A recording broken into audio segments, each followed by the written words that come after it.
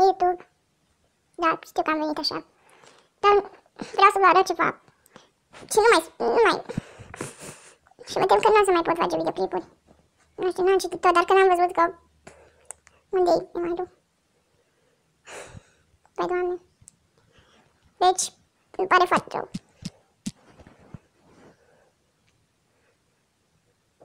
Stați. Uite, e fix aici ce-am vrut să arăt.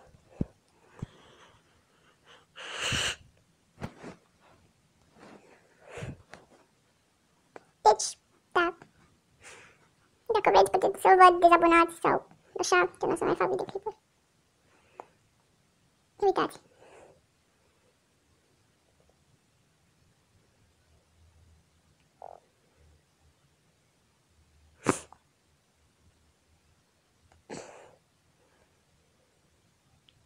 Eu n-am Google Plus, da, da.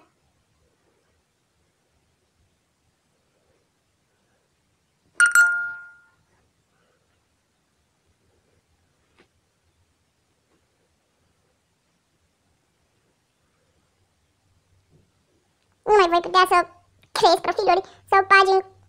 Nu mai.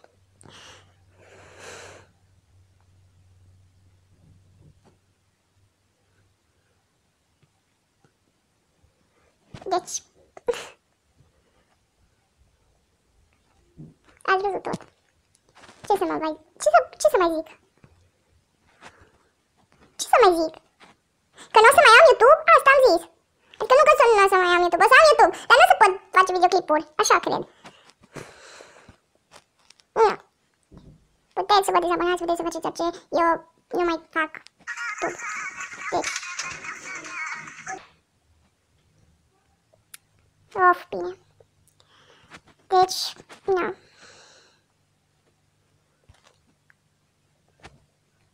Eu ce să fac dacă îmi închid conturile?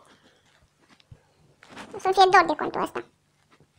Pentru că am muncit la el, am editat, am făcut un intro și chiar la câte videoclipuri am, adică stai să văd.